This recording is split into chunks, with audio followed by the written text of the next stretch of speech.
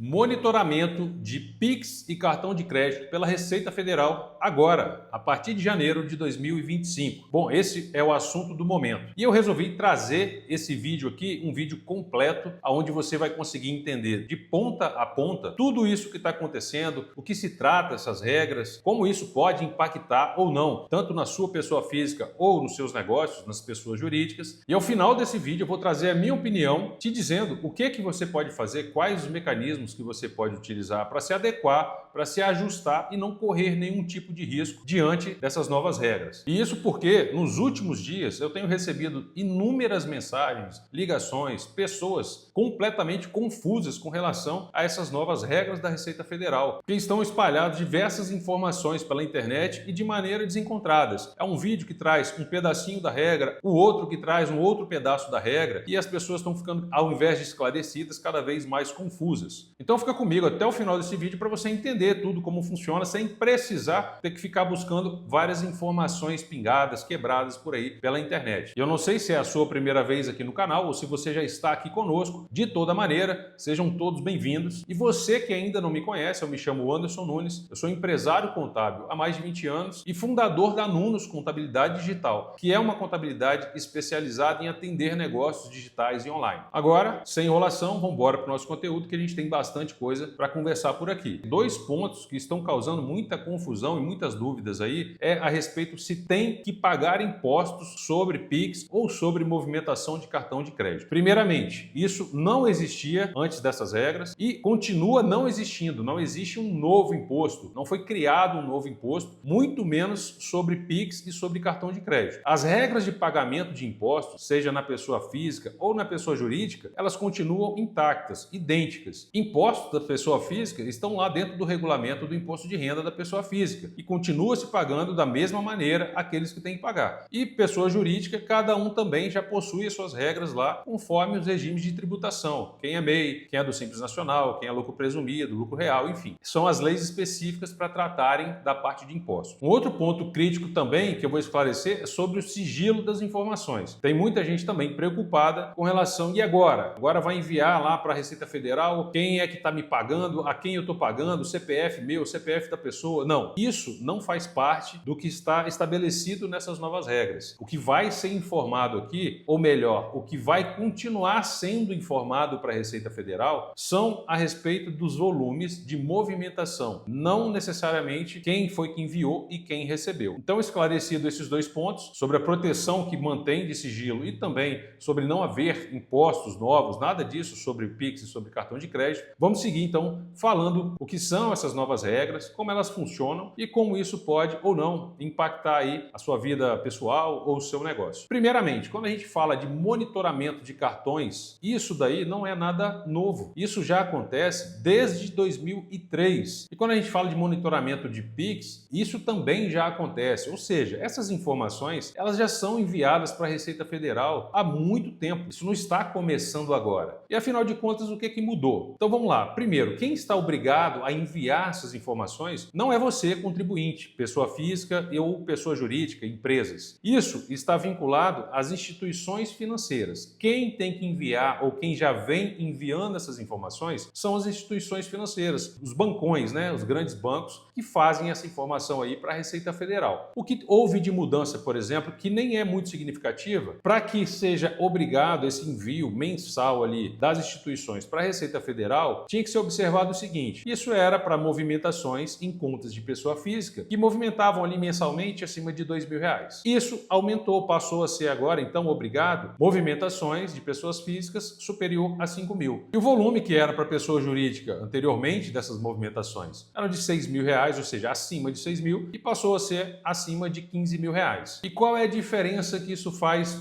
para você que é empresário, para você que é pessoa física? Não vai fazer a menor diferença, por quê? Se a gente olhar para a regra por completo, uma parte da regra fala sobre o envio dessas informações acima desses limites, mensalmente, semestralmente. Porém, uma segunda parte dessa regra diz o seguinte: ainda que essas contas não tenham atingido os limites, ou seja, acima de 5 e acima de 15, deverão ser informadas à Receita Federal anualmente, que de uma maneira ou de outra essas informações já iam e vão continuar indo para a Receita Receita Federal. Isso não é motivo de preocupação. O que eu vejo que é relevante dentro dessas mudanças foi uma outra mudança, que essa sim eu vejo que vai ter um impacto um pouco maior. Como, por exemplo, na regra anterior, somente os bancões, as grandes instituições financeiras que estavam obrigadas a transmitir essa declaração para a Receita Federal. Agora, nessa nova regra, o que acontece? Foi trazido para dentro da legislação, além das instituições que já tinham, agora também estão obrigados os bancos digitais,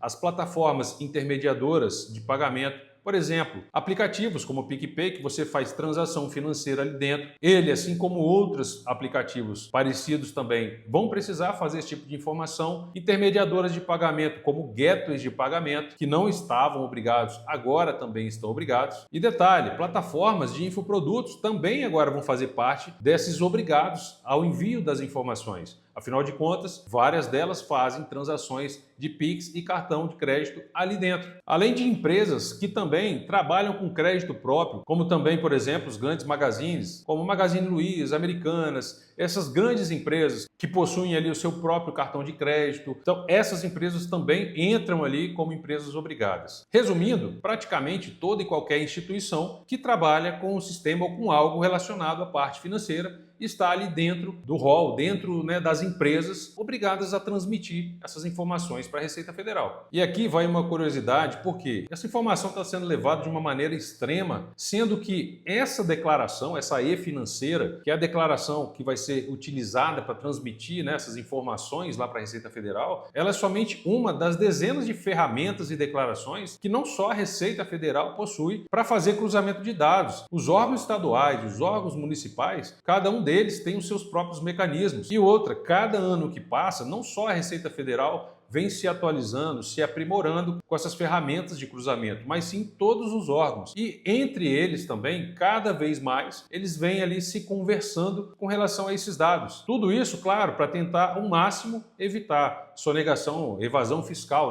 Pessoas ali deixando de pagar, de declarar, empresas deixando de emitir nota, enfim, dentre várias outras situações que inclusive a gente vai falar um pouco mais logo aqui no final do vídeo. E falando ainda de toda essa movimentação dos órgãos que vem acontecendo durante os anos, com investimentos em parte tecnológica, tudo que ele vem fazendo para conseguir cercar ao máximo esse tipo de situação, esses órgãos ainda vêm inovando muito mais o sistema de fiscalização. Faz pouco mais aí de 1 ou 2 anos que estava sendo já publicado notícias de que a Receita Federal, por exemplo, ela tem não só olhado essa parte de renda, movimentação financeira, ela vem olhando inclusive lifestyle nas redes sociais. Esses casos, por exemplo, de pessoas que ficam postando mansões, carrões, aqueles dashboards com vários dígitos de vendas online, viagens, enfim, não tem nenhum problema nisso, mas só que a Receita também tem utilizado isso para fazer confronto de aquilo que é declarado ou muitas vezes nem declarado com aquilo que está acontecendo, com a evolução patrimonial. Então, de boa, a Receita não tem nada. E olha só esse caso muito mais curioso ainda. No ano passado, dentre as operações que a Receita Federal, juntamente com a Polícia Federal, eles fazem frequentemente, eu vi uma delas que eles estavam investigando contrabando de smartphones, desses mais queridinhos aí, para a gente não falar sobre marca aqui. E dentro dessa operação, o que eles estavam fazendo? Uma das coisas que eles fizeram foi entrar em um determinado curso, treinamento online de um determinado mentor que supostamente ensinava pessoas a ganharem dinheiro fazendo venda de smartphones de maneira online, porém a maneira de aquisição é o que eles estavam investigando. Se isso estava sendo contrabandeado, tinha nota fiscal, não tinha, ou seja, você principalmente que já é infoprodutor, talvez você tenha aí um aluno da Polícia Federal, um aluno da Receita Federal assistindo o seu treinamento e você ainda nem sabe. Então, ou seja, eles estão cada vez mais inovando. E isso foi mais um movimento que eles fizeram para poder melhorar o sistema de fiscalização. Nada mais do que isso. Não há que se desesperar como se você nunca tivesse sendo visto, ou a sua empresa nunca tivesse sendo vista pela Receita Federal. Isso já vinha acontecendo, eles já possuem todas as informações na base de dados. E é aqui que eu vou começar então a dar a minha opinião e te falar o que você pode fazer para você olhar para dentro do seu cenário e ver o que você pode fazer para você se ajustar, se adequar às regras. Primeiro, você pode olhar para todo esse movimento que está acontecendo, esse boom aí, esse desespero, e começar a se desesperar também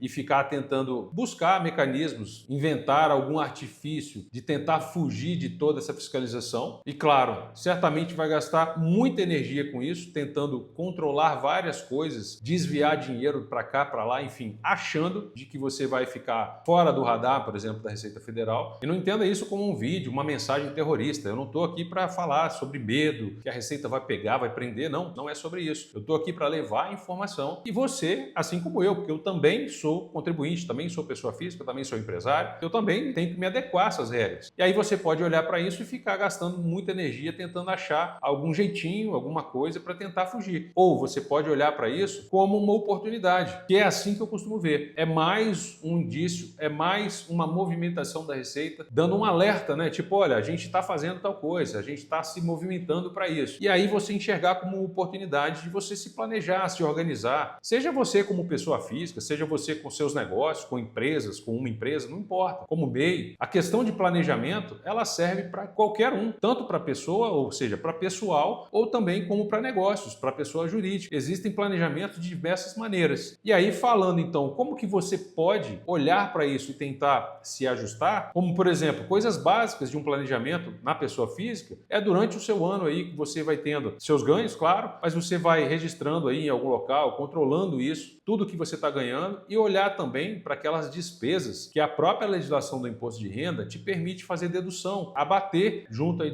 das suas receitas, para no momento da declaração você poder abater as despesas médicas, plano de saúde, enfim, tudo aquilo que está dentro da legislação. E aí você seguir um planejamento. Então, é um momento que você pode olhar dessa maneira. Você também, como pessoa física, talvez olhando para o seu cenário, seja uma oportunidade e seja talvez também viável você abrir um CNPJ. Eu não sei qual é a sua situação, mas pode ser que você se enquadre nisso. E você abrindo um CNPJ, você pode pagar menos impostos. Também é uma maneira de planejamento. Já olhando para o lado dos MEIs, eu vejo todo esse mecanismo da Receita Federal. Primeiro, isso está sendo só ajustado, mas ela já está atuando fortemente com relação aos MEIs. Os MEIs, por exemplo, vários e vários, milhares de MEIs, todos os anos, estão sendo desenquadrados, ou seja, estão sendo enxergados pela Receita Federal com faturamento muito superior, acima daquele permitido, de 81 mil, que exatamente estão sendo encontrados por movimentação financeira, por excesso de compras, enfim, não é o foco do vídeo aqui, mas por vários motivos, e automaticamente sendo desenquadrados, tendo aí que cumprir com todas as obrigações retroativas. Então, ela está só aprimorando ainda mais esse mecanismo, e isso vai impactar bastante nos MEIs do que já vem impactando. E a gente olhando também para o lado das micro e pequenas empresas, aquelas que já estão